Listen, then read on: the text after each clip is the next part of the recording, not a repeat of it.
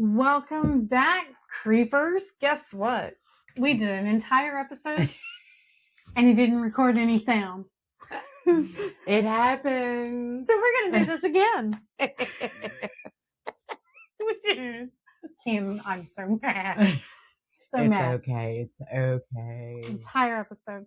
So we did an entire episode on Hollywood Cemetery. It was a blast. Did. Wish y'all joined us. But hey, guess what? We're going to try again. So we're going to do this again. Also, fun fact, got a call a minute ago. I'm getting ready to be a grandma again. Yay! My son and daughter-in-law are on the way to the hospital, and she's about to give birth. So we may cut this short anyway. Pretty much. So let's talk fast. Yeah. So Hollywood Cemetery, how many acres did you say it was? 135 acres. Cemetery. So no doubt it's creepy. But many local residents, present company included, believe that it is haunted. So that we know that there's over 18,000 Civil War soldiers buried there. There's 2 United States presidents, the president of the Confederacy, Jefferson Davis, and even 20 Civil War generals. Even the Richmond vampire, WW Poole, William Wortham Poole, 1913. Supposedly, legend goes he was run out of England, accused of being a vampire. However, I think it ties in more with the collapse of Churchill Tunnel, because, they were buried alive in October 2nd, 1925. When the tunnel collapsed, the boilers exploded, people were buried alive. They just left them there. And I think that's just so. Only 2. They've recovered everyone except for 2. So. The rescue teams reportedly found an unearthly blood-covered creature with jagged teeth and skin hanging from its muscular body, crouching over one of the victims. As terrifying as I'm sure that image was, the creature escaped the cave-in and raced towards the James River. And again, we'll link this in the show notes where I found the articles and stuff. So being chased by a group of men, the creature sought refuge in Hollywood Cemetery, which was only a mere 2.2 miles away. That terrifying. Somebody's chasing you. Your skin's hanging off your body. You've just been in a freaking fire for 2 miles. I'm sorry. Okay. So, where it disappeared into a mausoleum built into a hillside bearing the name WW Poole. So based on the research conducted by Gregory Maitland, the creature that escaped the cave-in was actually 28-year-old railroad freeman Benjamin F. Mosby from 1896 to 1925, who was shoveling coal into the firebox of a steam locomotive of a work train without his shirt on. When the cave-in happened, the boiler ruptured, scalding him. Mosby was badly scalded, and a lot of his teeth were broken when he made his way out of the tunnel. He later succumbed to his injuries at Grace Hospital and was buried at Hollywood Cemetery. The famous spirits, of course, of the Richmond vampire, WW Poole, those inside the crypt, the WW Poole crypt, have been moved to an undisclosed location because they had grave robberies and a whole bunch of stuff happening. There is the reportings of a little girl that is seen to play with a cast iron dog set to watch her grave. The little girl, supposedly, from what I can read, from what I garnered from my research, the little girl was a little girl from on Broad Street. The dog was on Broad Street, outside of a grocery store or something. And she used to play with the dog all the time. And she was hit by a car. She had pneumonia. Something happened and she died. And so the store owner paid for the statue to be moved from his store to her gravesite in Hollywood Cemetery, where reports are that if you're walking past it, that you stop and take a picture and you kind of remember where your picture was from. And then you go sightseeing and you come back by and you take another picture. Supposedly the dog's head moves. Right. We did that. You know, I knew the urban legend. And so on our way to the pyramid, I stood in the same spot, took the picture. And then on the way back from after the pyramid, I stopped in the same spot, took a picture, and depending on the lighting, just depends on if it looks like the head has moved. Because in the picture, it looked like it was slightly, the way that the grave is placed, it looked like it was facing the grave head on. When you come back through, it kind of looked like the dog's head was kind of towards the right, which is the pathways that lead to the soldiers and things like that. So I think it's perception of lighting. I agree. Hollywood itself, 135 acres. Huge. Try and walk in that. It was great exercise. It was. Gotta stay hydrated. Yeah. Each grave, each plot, headstones, things like that, they're breathtaking. Some of those have been there for centuries almost, I feel like. And like, another of the famous spirits is the moaning spirits from the pyramid, built in 1869 to honor the 18,000 Confederate soldiers buried there. Now, when we went, I did put these microphones in the pyramid, and I caught what could be easily debunked as the wind, but it sounded like moaning to me.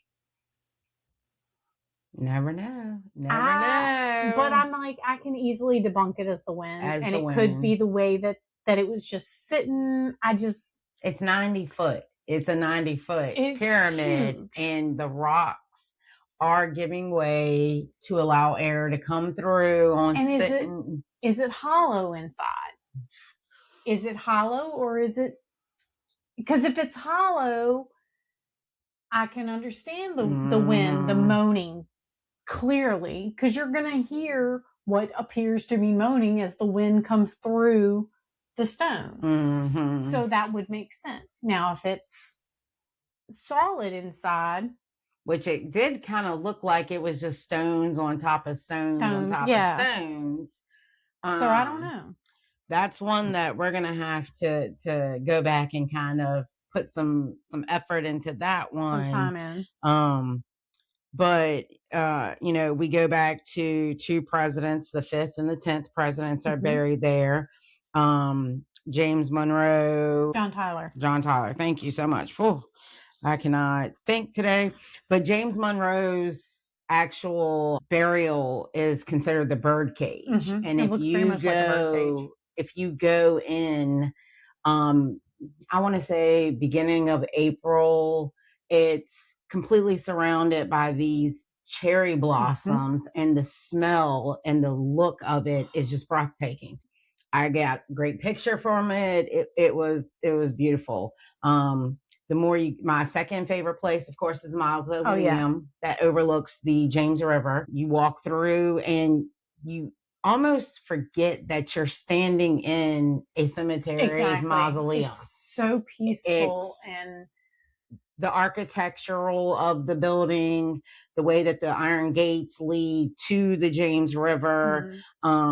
It's just, you just forget for a moment that to your left and to your right are bodies. But it is a breathtaking view to go walk through there. And 135 acres, it does sound like a lot, but because most of this is plots and things like that, the walking, it's not as bad. It's not as bad. Take water, stay hydrated on a hot day.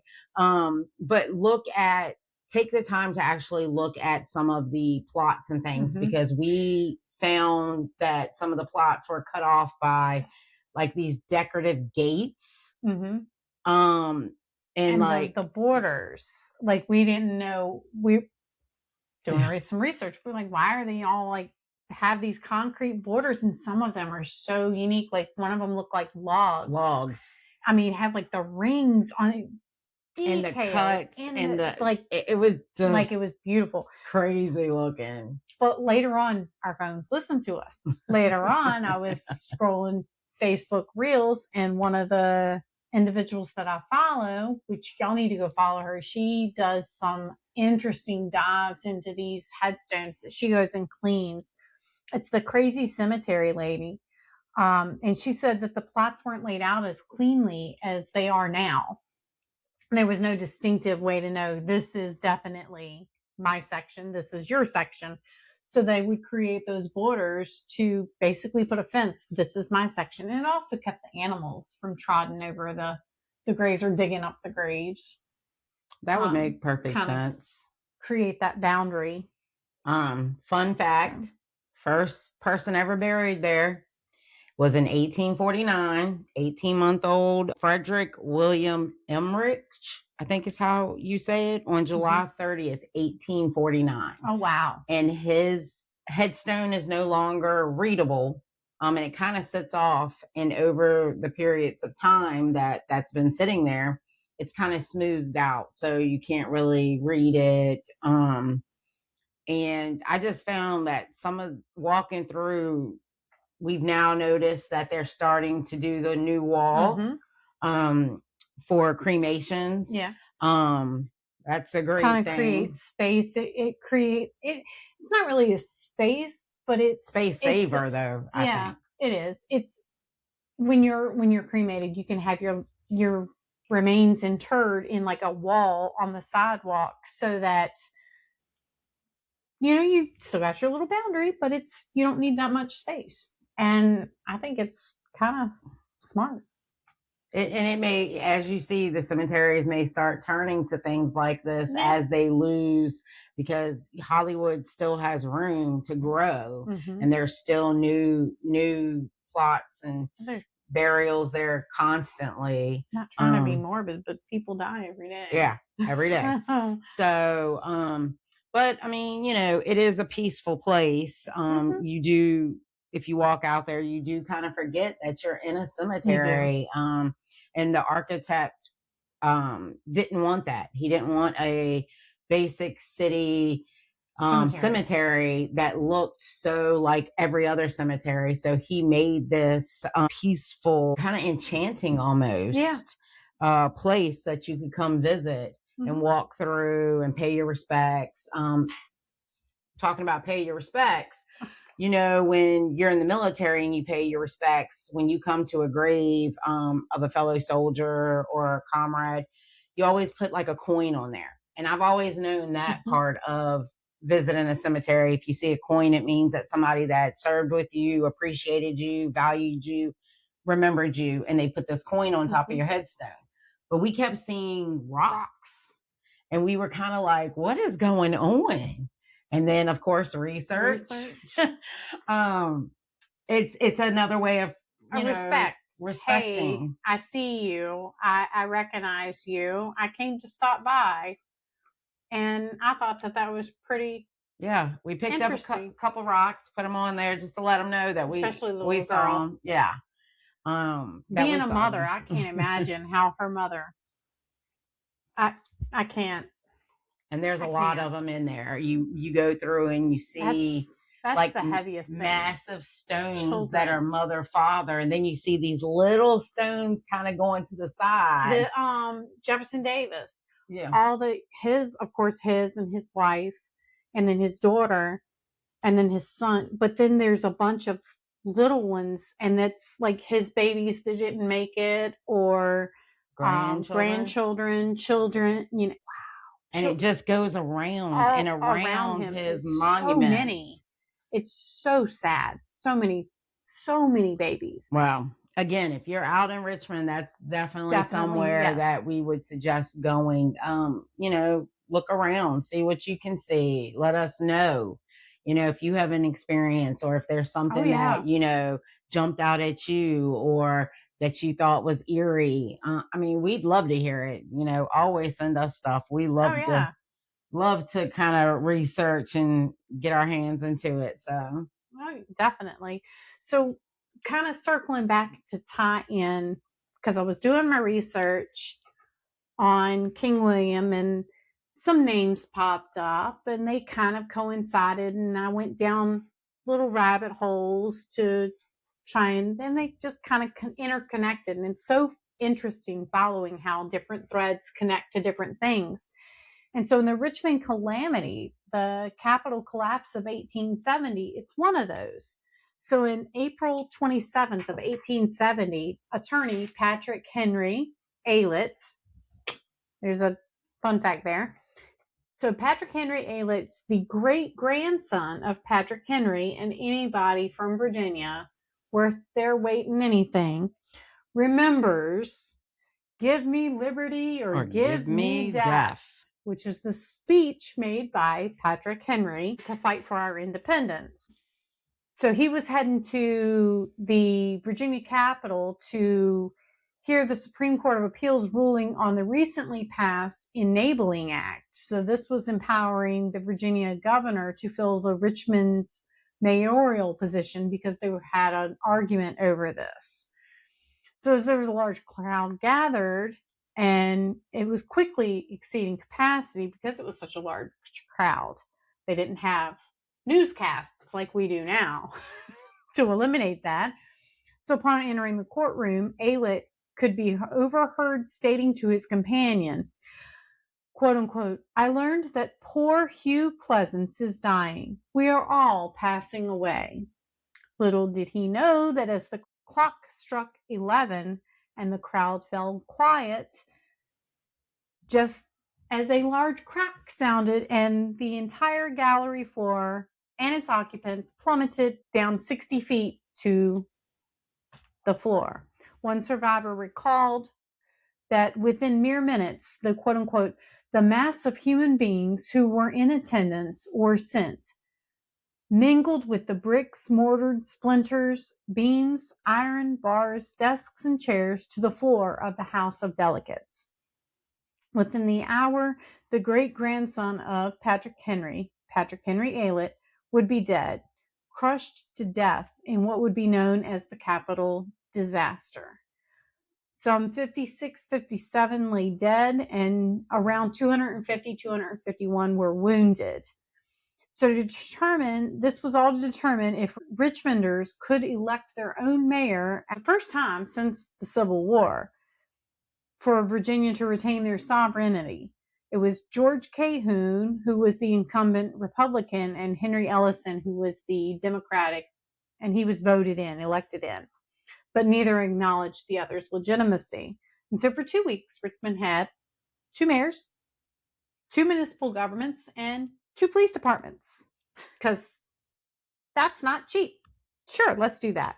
So on March 19th in 1870, there was violence because 2 of everything and no money to pay for 2 of everything. And yeah, it was not a good time. They fixed it, but a lot of heartbreak and death took place in the meantime.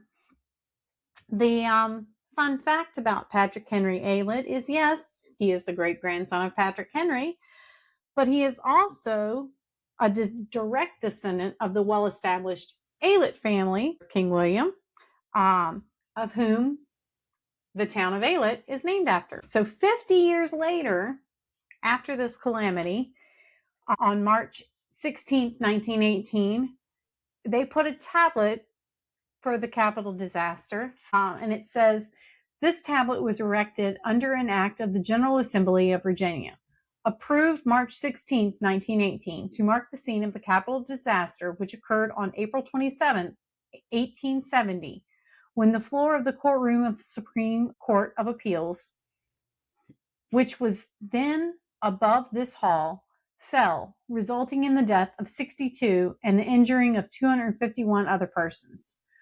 The falling of the courtroom was occasioned by the attendance of an unusual number of persons assembled to hear the decision of the court in the case of Ellison versus Calhoun, known as the Richmond mayoral case, reported in XIX Grattan, page 673.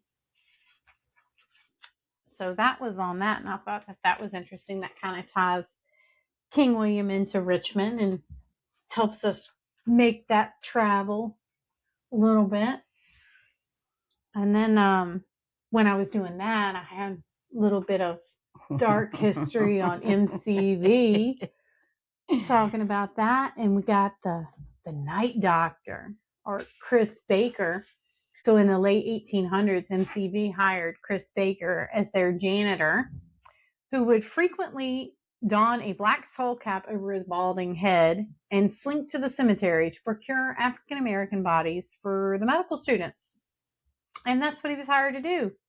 In 1884, the Anatomical Board created the Virginia General Assembly to address the issue of body snatching related to medical schools' procurement of dead bodies. The demand for bodies far surpassed the supply. And so they would usually send Mr. Baker to go to the potter's field, they called it, which was Oakwood Cemetery. And he would get African American bodies that he could then bring back for them to practice on. And they paid him. They paid him to do per this. body. Yes. Depending on the bodies, I guess, how Decomposition they were. $10 a body. And of course, you know, he went to majority of Oakwoods and stuff like that because that was considered the poor and anonymous people. So if you couldn't afford, you know, your family's plots and things like that, they would take you there. So who would miss these people? Exactly. Until you go and you notice that the grave has been messed with. Yeah. And then we're finding out that there was bodies left. And yeah, in 1994, during construction, they found an abundance of bodies in an old well near Contos building. The remains date back to the 1800s. So they're thinking could be connected to Chris Baker. The Richmond Times-Dispatch reported, quote unquote, in vain, I tried to get Chris to tell me the number of bodies he had stolen, but he was just as invasive as a politician and pretended that he didn't know. In December of 1882, Baker, his African-American assistant, Caesar Roan, and a Caucasian medical student, William Meredith and William Smith, were arrested in Oakwood Cemetery. And then they were all four pardoned by the governor, Cameron, and set free by the end of the month, December, despite being sentenced to 6 months in jail. So that in and of itself is pretty interesting. However, in 2012, it gets better. We talked about the bodies that they found in the well. So in 2012, the Department of Anthropology in the Smithsonian confirmed the remains of at least 53 of those bodies that they found in the well. 44 were estimated to be about 15 years old at the time of their death. And the remaining, 9 were 14 or younger. That's crazy. Bruh. What happened to consent? I mean, I guess if you had no family back then and nobody came to see you, how would they know? I guess, but it's the decency, I think, for me. The decency of messing with somebody's body after they die. Right. I just, maybe it's because I just... It's humanity. It's kind of gross to me. Disrespectful. But I'm not into the morticians and things like that. So no, we were talking about MCV. Mm-hmm. And I went down another little side quest and I found an article about Bruce Tucker. Bruce Tucker was an African American in 1968 that was brought to the hospital after a brain injury from a fall. The book Transplantation Ethics by Robert Veach and Lena Roos said that Tucker was unconscious when he came to the hospital, and then 24 hours later, they cut him off from the respirator and pronounced him deceased. The doctors did not make any attempt whatsoever to notify his family or to even ask if he should be kept alive or hey, can we take his organs? Donate his organs, yeah. Yeah, so they didn't do any of that, but Tucker's heart was used. Tucker's heart was used in the first successful heart transplant at MCV, which was performed by Dr. Richard Lower, even though Tucker wasn't listed as an organ donor. And taking organs without asking. As of February 1st, 2018, with their 50th anniversary, there was still no mention of Tucker with that at all. Yeah, that's great. So in 1972, Bruce Tucker, his brother, William Tucker's brother, he sued MCV for then $100,000, which translated to today's money would be $411.48. Okay. Which is a lot of money. That's a lot of money. Tucker's attorney, he won in the wrongful death, saying that the transplant team was engaged in a quote unquote systematic and nefarious scheme to use Bruce Tucker's heart and hasten his death by shutting off the mechanical means of support, which clearly they weren't wrong because he got awarded the money. Fun fact, his attorney was then state senator Douglas Wilder, whom later went to become the first black governor of Virginia. So yeah, and this case that he was on helped establish an official legal definition of brain death. So until 1972, they did not have what they a legal definition of brain death. Yes. So that's interesting. Tucker grew up in Dinwiddie, and there is a historical marker on the road in Dinwiddie that says Bruce Oliver Tucker, 1913 to 1968. Bruce Tucker, an African-American man and oldest son of Spencer and Emma Tucker, grew up near here and is buried at Little Bethel Church. On 24 May 1968, Tucker suffered a head injury from a fall. Physicians at the Medical College of Virginia, MCV, later VCU Health, declared him dead on May 25, 1968. Without the consent or knowledge of Tucker's family, surgeons removed his heart and kidneys with a medical examiner's permission and placed his heart into a white man's. In Virginia's first and the world's 16th cardiac transplant, Tucker's brother, William, filed a wrongful death lawsuit. The jury, instructed to consider the concept of brain death despite its absence from the Code of Virginia, found for the defendants in 1972. And I thought that was a little interesting, dark. Yeah, before you history. had to consent now to whether you wanted to be an organ donor or not. That helped to establish that, that you had to become an organ donor, or that your family had to choose. I just couldn't imagine somebody taking something from me. Can you imagine? Your sister gets a call. Hey, yeah, we took her heart and we put it in Joe Blow. Oh, she wasn't an organ donor? Oh, yeah. My bad. Oh, well. It's not like we can take the heart back. Can't do it now. It's been done. Sorry. Yeah. Goes back to the cohort. How do you pick a body up and leave a head behind? Exactly. I don't know how to feel about these kinds of things, because I came into this world with my stuff. I'd like to leave if I choose to do so. But you have to look at the big picture, even though, he was brain dead, not at the time that we knew what brain dead meant, but he did go on to save a couple more lives. So I kind of look at it like, it sucks, but I don't know. I'm on the fence with that. I'm on the fence with that one. It's the whole consent thing. There was no, I don't know. Yeah, I 100% am on the fence with that. Same. So those are the weird ones. I've got another one in my bonnet that I've been heading down the rabbit hole on. This one's pretty interesting. Another old timey one. This one's I like them old. This one's really interesting. Well, we'll have to save it for our next one. We can't give away too much. So with that, until our next adventure, keep creeping it real.